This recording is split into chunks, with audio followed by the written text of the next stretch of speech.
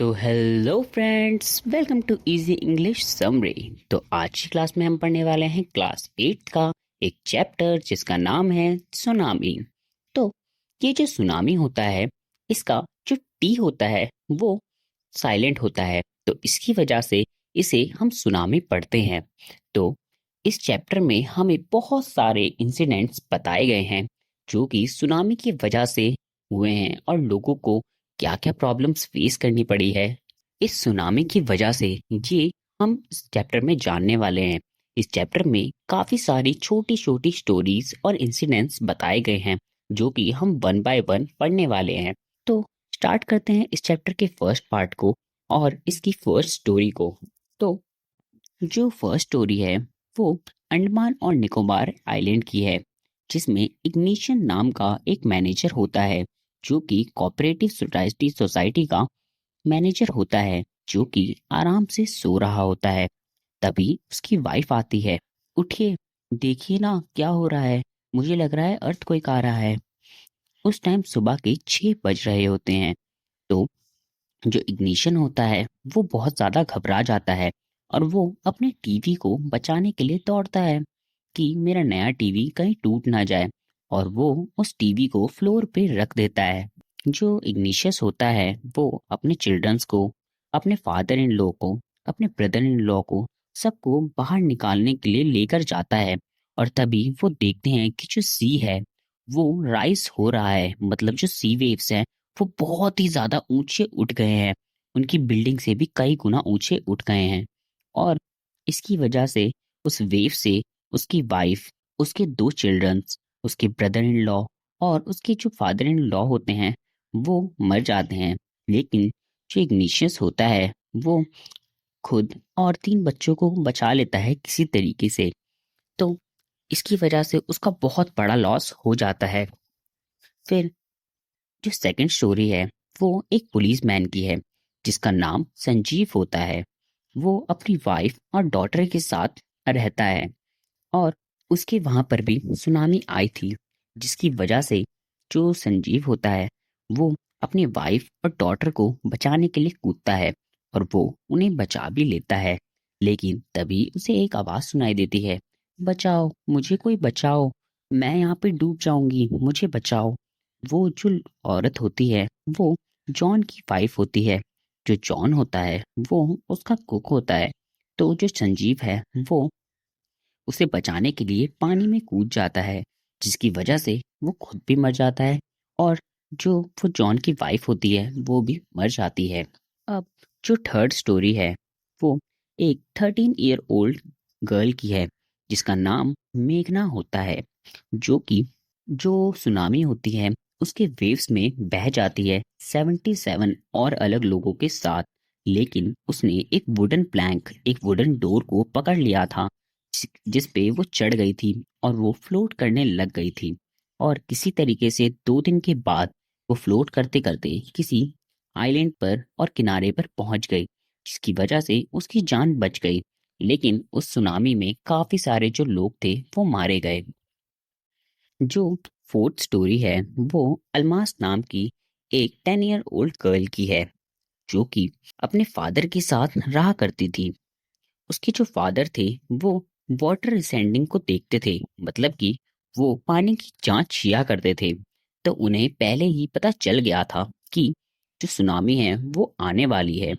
तो वो सबको बचाने के लिए भागते हैं और वो सभी को वहां से निकलने को कहते हैं। लेकिन जो उसके ग्रैंडफादर होते हैं अल्मास के, वो बहुत ही ज्यादा बूढ़े होते हैं।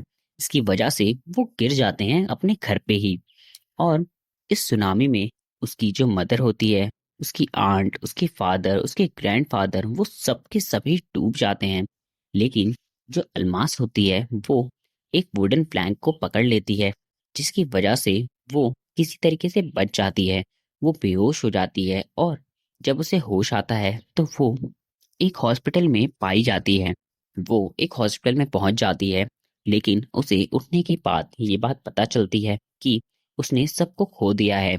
उसकी जो फैमिली है वो मर चुकी है और वो अब अनाथ हो चुकी है, जिसे सोच के उसे बहुत ही ज्यादा दुख होने लग गया था।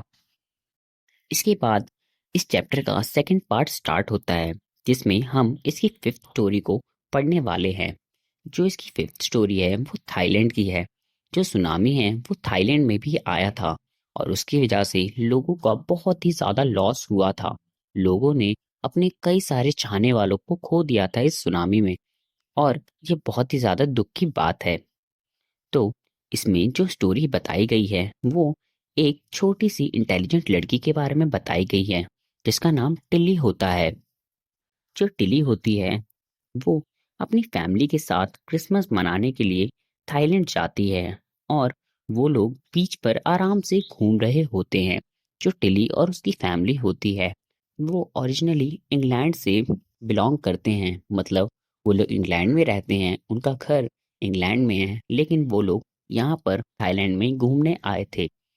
लेकिन टिली ने देखा 26 दिसंबर को, जब वो बीच पर घूम रहे थे, तो एक बहुत ऊंची सी वेव जो है वो उठ रही थी, और वो जो वेव थी उसमें बहुत सारा फॉर्म था, मतलब झाग थी। उसने अपनी मदर को बताया, मदर, मुझे लगता है सुनामी आने वाली है। अरे नहीं, ये नॉर्मल वेव है, ये शांत हो जाएगी। नहीं नहीं मदर, मैंने अपनी जियोग्राफी लेसन में पढ़ा था, मेरे टीचर ने मुझे सुनामी के बारे में बताया था, और वो ऐसी ही होती है। तो जो टिल्ली है उसकी बात पहले तो लोग नहीं मान रहे थे, लेकिन वेव जब काफी ज्यादा करीब आ गई तो वो लोग उसकी बात मान गए और वो अपने होटल में चले गए। जो वहाँ के काफी सारे होटल्स थे वो उस वेव की वजह से डूब गए थे और टूट गए थे। लेकिन जो टिल्ली का होटल था वो लकीली बच गया था इस वेव से, और इस सुनामी से उसकी जो फैमिली थी वो भी सरवाइव कर गई, वो लोग बच गए। फिर इसके बाद इसका नेक्स्ट पार्ट स्टार्ट होता है। इस चैप्टर का नेक्स्ट पार्ट स्टार्ट होता है जो कि एनिमल्स के ऊपर है। तो ऐसा माना जाता है कि जो एनिमल होते हैं उनके पास सिक्स सेंस होती है, मतलब अगर कोई भी प्राकृतिक आपदा आने वाली होती है, कोई भी नेचुरल डिसास्टर होने वाला होता है, तो एनिमल्स को पहले ही पता चल जाता है। फॉर एग्जाम्पल, आप लोगों ने सुना होगा कि जब शिप डूबने वाली होती है, या फिर कोई भूकंप या फिर कोई ऐसी चीज आने वाली होती है, तो घरों के जो चूहे होते हैं वो घर से बाहर भाग जाते हैं, और वो भी काफी टाइम पहले ही। तो इस चीज से उन्हें पहले ही पता चल जाता है कि कोई ना कोई प्रॉब्लम आने वाली है, और वो वहां से निकल जाते हैं। तो इसमें एक स्टोरी बताते हैं कि जब श्रीलंका में एक बार सुनामी आई थी, तो वहां पर 1.5 लाख से भी ज्यादा लोग जो थे वो मर गए थे। लेकिन वहां पर बहुत ही ज्यादा कम जो एनिमल्स थे वो मरे थे, मतलब एनिमल्स जो थे वो पहले ही वहां से निकल गए थे। एक बार लियाला नेशनल पार्क में, श्रीलंका में जो है, वहां पर एक सुनामी आने वाली थी। तो वहां पर 60 विजिटर्स जो थे वो लोग मर गए थे, लेकिन वहां पर सिर्फ 2 एनिमल्स जो थे उनकी डेथ हुई थी, और बाकी सभी बच के भाग गए थे। जो एनिमल्स होते हैं वो पहले ही वहां से निकल गए थे। जो एलिफेंट्स थे वो बीच से दूर चले गए थे, क्योंकि उन्हें पता था कि वहां पर सुनामी आने वाली है। अब आप खुद सोचिए, एक नेशनल पार्क में कितने सारे एनिमल्स होते हैं, लेकिन उन सभी एनिमल्स में थे सिर्फ 2 एनिमल्स ही मरे, और वो बाकी जो थे वो खुद को बचाने में कामयाब हो गए।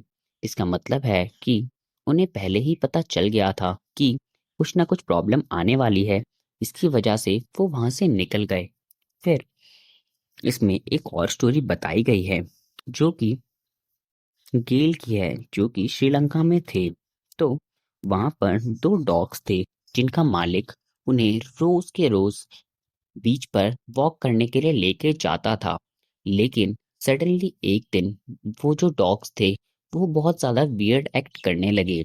वो बीच पर जाने के लिए वैसे तो बहुत ही ज्यादा एक्साइटेड रहते थे, लेकिन उस दिन वो बिल्कुल भी रेडी नहीं थे बीच पर जाने के लिए, और वो वहां पर नहीं गए, जिसकी वजह से जो उनका मालिक था और वो जो डॉग्स थे वो बच गए, क्योंकि उस दिन वहां पर बीच पर सुनामी आई थी, और अगर वो लोग वहां पर जाते तो पक्का उनकी डेथ हो जाती। तो इस तरीके से जो एनिमल्स थे, वो जो डॉग्स थे, उन्होंने खुद की और अपने मालिक की जो लाइफ है वो अपने सिक्स सेंस की वजह से बचाई।